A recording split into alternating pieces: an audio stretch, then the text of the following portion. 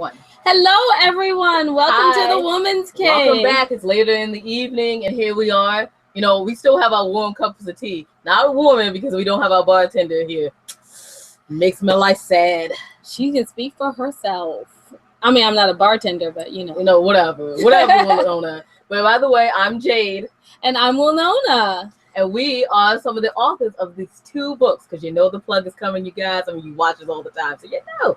So I'm gonna go first with the "And I Thought Being Grown Up Was Easy," and this is going to be available on August the 9th. But it's for pre-order, Amazon.com and BarnesandNoble.com. And I Thought Divorce Was Bad with Other Life Lessons. And that's available on Amazon.com and BarnesandNoble.com. Hey, you guys, stick around. I actually have good news about the third book that's coming up. She does. And actually, you know what? I didn't even do a segue into it. I felt bad about not having a segue into the plug. That's messed up. Wah, wah, wah. Okay, I'm sorry. That's cheesy. No, that is. It was cheesy. And we have a wonderful guest that's like going to uplift our spirits and tell us how to... Hey, wait, hold on. I segue. Okay, thank you. So, my bad. Right. So, exactly. When you do something and you're like, my bad, and it's then relationships, the first thing you want to know is how do you fix it? And how do you get it right and move on with life? And that is exactly what we have today. We have Coach Dee of Choosing Mr. Wrong, how to stop that. And Coach Dee, would you like to introduce yourself? Okay, no problem at all. My name is Coach DJ. I am a self-love and relationship coach. I am a certified self-love and relationship coach. I received my credentials from the Relationship Coaching Institute. It is the oldest relationship coaching institute in the United States. It's located in California. I have been coaching for about 2.5 years now. My coaching practice is coaching by DJ, but my self-love female movement is Choosing Mr. Wrong. The initiative is to stop choosing Mr. Wrong, and it's all about self-love, and it's all about the energy that we exude as women. Wow. So I have two books, 30 Ways to Better Sex and 30 Ways to Get Over a Breakup or Divorce. So in these books, I go through different coaching techniques to help women become better in bed or become more pleased in bed, and then also to get over these breakups or this heartache that we often experience after dealing with the wrong guy. Wow. Yep. I'm feeling like I'm going to learn something today. I know I'm old and married, but still feel like I'm going to learn something. Yeah, she's married, so wherever we have dating coaches on, I'm all like, yes, dating coach. And she's like, yeah, that was enjoyable. I'm going to apply that somewhere. Never again. But whatever. I like the point that you talked about self-love. I'm always talking about how you need to honor yourself, and that's how you get a good relationship. Can you go to expand a little bit more on where you think self-love and how that goes with choosing Mr. Wrong? Okay. It goes hand in hand, absolutely. So this is the one thing I do at most of my coaching workshops or at my coaching events. And even when I work with clients one-on-one, I always start off by asking, give me 5 things that you love about yourself. Sometimes I'll go down to 3, but usually I stick to 5. And the way that the women respond indicates to me if there's like a need to kind of really focus on that self-love, or if they really understand what self-love is about. So if you get someone who says, well, I love myself, so I get my hair done. Okay, so that is not the type of self-love that I am referring to. When I ask someone to speak about self-love, what I'm referring to is, what do you love about yourself? Do you love that you're patient, you're creative? Do you love that, you love jazz, or that you're a foodie, or do you love that your position in your family? Do you love that you're the youngest or the oldest? Do you love that you're a great writer? Do you love that you're a Christian woman? Those are that you love that you love to cook and that you are nurturing. Those are the things I am looking for, and that indicates to me that you understand who you are. And if you understand who you are, then that means you value who you are, and that means that you will not let anyone into your life who does not value you as much as you value. Wow. I remember when you said we should do something together. I'm glad we're doing this together because that was awesome. It was absolutely amazing. Like, I totally am 110% behind women finding their love of themselves and knowing who they are. and then going to find a man or whatever. But yeah, in basically our book, and I thought divorce was bad. Yes, I'm sorry, I'm plugging you guys again, but that is very interesting how we have about emotional abuse in there. And if you talk to some of the authors, they talked about how they didn't believe in themselves. They didn't think they had anything to offer, and hence why they kept picking the pattern of the wrong person. And the fact that you're saying we need to deal with that firsthand first, and then pick somebody, that is so awesome. Now I understand. You have to become more self-aware, because then you know what's good for you. If you go about dating and go about trying to get into relationships and you really don't know who you are, and when I talk about knowing who you are, of course that's self-love and of course that's self-awareness, but there is no way possible to be in a happy, healthy relationship if you don't understand, who you are and what you are all about. Because then you'll invite people into your life who don't appreciate you. And that's what we do. That's absolutely what we do. So I'll give you an example. If you are a person who is sensitive, okay, because this is one thing that, I hear a lot of women say this. If you're very sensitive, and a lot of us are, okay, some of us have gotten hard because that's our way, that's our coping mechanism. That's our way to deal with life. Because if we're harder, then things don't get to us. But just say you're sensitive and you just accept the fact that you're sensitive. Then that means that you do not go out dating someone who is going to hurt your feelings. Okay? So that's just self-awareness. That's self-love. That's admitting to yourself, okay, I can't handle someone who's going to speak to me in a cruel way or in a harder way. Because some people have harsher tones. Okay? Some people, they don't mean any harm, but they speak harshly. So they're kind of hard when they say things. So if you know that you're sensitive and you can't handle that, don't date that guy. But you gotta first accept who you are and be authentic about who you are and say, hey, this is me. I'm sensitive. I don't want to deal with that type of relationship, and that won't work for me. Because if you even try to act like you're not sensitive, it's not going to work. Your feelings are going to get hurt time in and time out, and then you're going to be unhappy. And what's the point of that? You might as well accept that you're sensitive and you can't handle a guy who's not going to be sensitive to you and your emotions. Well, very true. That's true. That is so true. I feel so validated today. Thank you. I feel validated. Because we walk around saying the same thing all the time. I'm not sure if I practice it, but I say it all the time. And hey, that's what you're for. Practicing it. If you don't practice it, then just start practicing it. And that's the thing. We can start today. Just because we haven't done it doesn't mean that we don't need to do it. But we absolutely need to just accept and embrace who we are as women. And all of us are very unique in our very own way. So it's like, okay, some women may, like one thing. We can't down ourselves because we like this and the other woman doesn't. So just take cooking, for example. I had a client who told me, she said, I will cook, but I really don't like cooking. Now, I had another client who said, I enjoy cooking. So those are two different types of women. Just because you don't enjoy cooking, okay, it's nothing wrong with that. But be true to yourself. Be true to yourself, and then let the person know who you're dating. Don't show up saying, oh, I enjoy cooking, or I love cooking. And then 6 months in, you kind of led this dude down this wrong street. He thinks you love to cook and you don't, because that's not going to work. And actually, that's not even fair to the guy that you're dating. And it's not fair to you, because then you're not being authentic. That's very true, and I love it. And as I always say, I have a bunch of older, wiser friends who have been married for a long time. And I asked them before I got married, I said, what should I know? And they said, well, you start this thing how you want to end it. Not saying we are ever going to get divorced. What I'm saying is, if you don't like to cook, or you're not like, you only do laundry once a week, or you're like, hey, I work, and so you're going to have to clean half the house. They're like, start it out like that. Because if you don't, then 2-3 years down the road when you're tired, they're going to be like, why don't you do what you used to do? Right. Well, because I really didn't want to, I just pushed it. Right. And then this is what I'm going to say about it. It's not just about cooking. It's not just about cleaning too. A lot of women, and this is something that I find to be, pretty prevalent. A lot of women use sex as control. So you got a lot of women out here who will start off the relationship and they'll use sex as a control thing. So they're having sex like crazy, when in fact they don't really want to have sex like that. They're just doing it because they think that that's what he wants.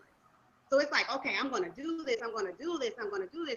And only thing that does is it just ends miserably, okay? Because you're not even happy with all that sex. So if you only want sex 2 times a week or 3 times a week, then first you have to be self-aware. You have to say, hey, I only want to have sex 2 times a week. Okay, so if you're with a guy or you're dating a guy and he's, I want to have sex every single day, then you got to kind of think about that. Are you guys sexually compatible? Because if he wants it every day and you want it 2 days, you know, is he willing to budge on that? Are you willing to maybe have a little bit more? So those are the things that we need to really be true to ourselves about before we go out here trying to find someone else. We got to know about us. So if you know that, okay, I'm not having sex every day, I'm going to be tired, or I just don't want it every single day, my sex drive is like that, don't get the guy who wants it every day, because that's not going to end happy either. It's not going to be a successful relationship. I'm telling you, you're hitting some points. You are. And if you're going to hit these points speaking, I know it has to be some good points written. Yes. So I saw that you have the 30 steps for heartbreak. Now, I know one of the hardest things to come back from is when someone dumps you. You don't want nothing. You don't care if it's 2 times a week, if it's cooking or cleaning. You don't want none of it. So how do you do these 30 steps? How did you come up with the idea and develop it? You mean the 30 ways to get over a breakup or a divorce? Yes. Okay. So the way that I came up with that is actually after my very own divorce and after a couple breakups. Okay. So the one thing that a lot of women think is you need to deal with it by being upset or being angry. Okay. You should not. You should not. You should actually be happy that you're no longer in a miserable or unhappy relationship. You should actually be thankful that that person is out of your life, because now it has made space for someone who can come into your life and you can be in the type of relationship that you really want to be in. So that's the first thing. We cannot be mad. You know, we just absolutely can't be mad because, you know, we ended up getting a divorce or we ended up breaking up with this guy that we spent 5 years with. Now, what I talk about a lot in the book is going on an introspective journey. Okay, so the introspective journey involves you thinking about what you did. And often we play a very big role in our happiness or our sadness. So sometimes we will deny that we see things. Okay, we'll act like, oh no, I didn't see that coming. I didn't know he was like that. Oh, you did. You did. So the first thing is that you have to be honest with yourself, and you have to kind of figure out where you went wrong. So the introspective journey includes not throwing out everything that you had from that relationship. That's the number 1 step. Don't throw away everything, because you need to be able to look back at that, because that's part of your life. So what I do is I tell people, I tell women and I tell men, because men also need help sometimes getting over breakups. You know, you need to keep this because this is part of your life. So keep some of the mementos.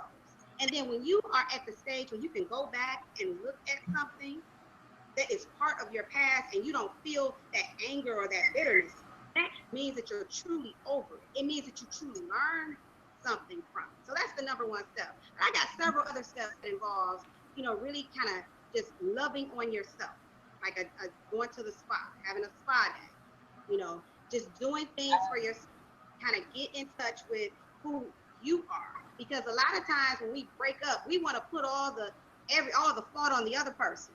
You got to take some fault. Now you got to take time to heal, but you got to take some of the fault, because he wasn't the only one that was involved in the relationship. You were involved too, and you may have let some things happen that you should not have let happen. Huge point. Oh, huge point. I love you, by the way. Like, yes. Like, I think we're gonna be bosom friends. I don't even know. We're gonna be like, right. We share our women cave with Coach DJ. Like, this is what we did. We're gonna be bosom friends. Honestly, I'm not even trying to plug you guys, but this book, it just says what you said. Yeah. With 10 life lessons. I mean, there's a point about, like, if you get burnt down to the ground, no one notices what happens until, you know, you build something else.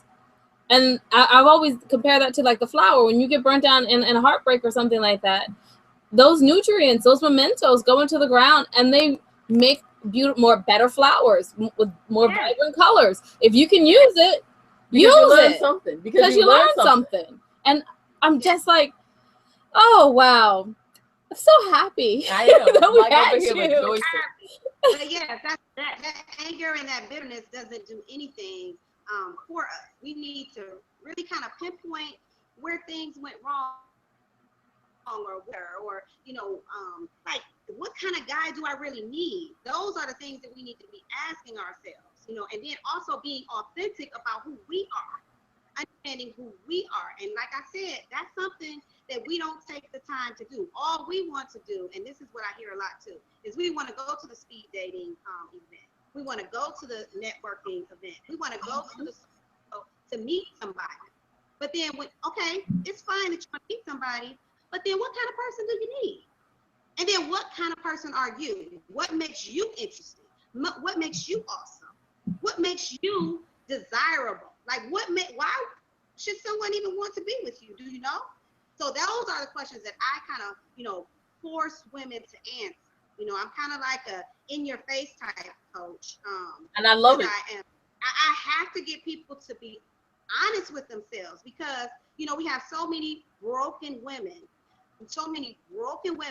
and we're just out here trying to find something, and we've never dealt with ourselves, and we've never dealt with our broken hearts. And I say enough is enough. We need to deal with ourselves before we try to deal with anybody else. We need to make sure we have an awesome relationship with ourselves, that we truly love who we are, even the bad stuff. Because that's another thing. Sometimes, if you talk to, okay, you got to be aware of that. If you know you got a little funky attitude, you got to be aware of that. Yeah. I'm not saying just keep the funky attitude. I'm saying, you can work on it, but you got to be self-aware. You got to know what makes you tick. So a lot of us, we're not even willing to admit that we got some attitude, okay? We're not willing to admit that, that thing that makes us not so good. We got to admit the good, and we have to admit what's not so good about us. So that when we go into relationships, we're being ourselves, and a man sees who we are. And then even with our presentation of ourselves, that's the other thing too. You have so many women who want to put on all this beautiful makeup and all this beautiful hair and all this beautiful stuff, all these beautiful clothes. And then underneath it, we're so very ugly, okay? So we can't dress up a mess. We just can't keep on dressing up a mess because that is not what is attractive about us. What is attractive about us is the inside. It's not the cute dress. It's not the booty, and it's not the boobs, and it's not the long weave, and it's not this, whatever kind of makeup, toning and contouring and doing all this stuff. That is not what makes us beautiful. What makes us beautiful is what's on the inside. Very true. Yep. Very true. And I'm not trying to plug, but I'm saying that a lot of women do not get to that point, and that's why I love the last poem in our book when it talks about I learned. And basically she's just like, you know what? I am who I am. It just is. I can't say I'm sorry for it anymore because I have to accept who I am, and I really like that. And once you accept that, like you're saying, once you accept that, then you can go out and find. It's kind of like being in a puzzle.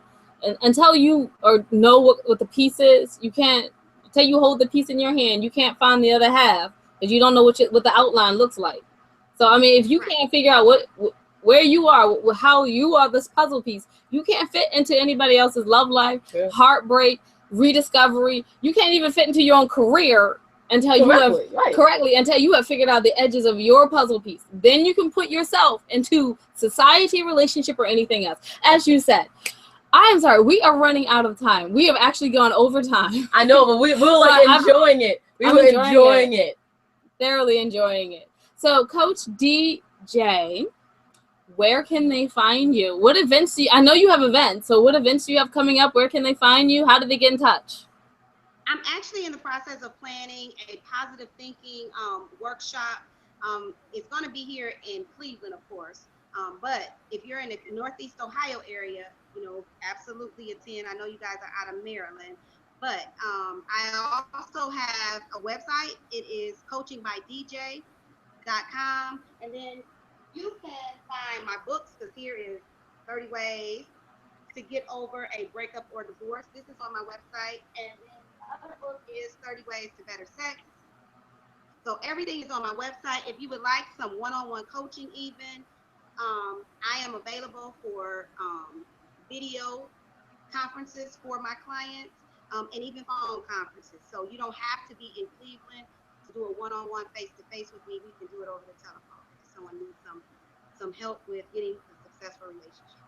See, I'm a little sad because everybody in Cleveland got this hard top for real, no taking nothing, coach out there. I mean, yeah. So why aren't you in Maryland? No, I'm joking. But no, with the power of the internet, you can be anywhere. Yes, you could be anywhere. So, Coach Dee, it was a pleasure having you. And JD is going to do the wonderful honors of plugging. One more time, you guys. You know this how we do. Plug. Okay, so we are part of the authors of the And I Thought series, and I Thought Divorce Was Bad with Other Life Lessons, and I Thought Being Grown Up Was Easy. Both of them are available on Amazon.com and BarnesandNoble.com, and Winona is going to tell you about the third book. Okay, the third book is called And I Thought He Was the One. It is 9 real-life experiences written down of women who have gone through heartbreak, divorce, emotional abuse, physical abuse, and women who have been married for many years and are still making it work and how to refresh that relationship. So normally we would have the lovely book to show, but today we have a cover. Okay, y'all gotta let me know if you like that cover or not, because I'm not sold on it, but the ladies kind of sort of like it, and I always get last cover approval. Let me know. Comment. No. So you can comment. No. You can don't like it. Or you can always catch your ladies at andwethought.com, and you can email us at ladies@andwethought.com. And just remember what we always say: wisdom is all around you if you are open to accepting it and finding it. Peace and love, you guys, from Winona and Jade. Bye-bye.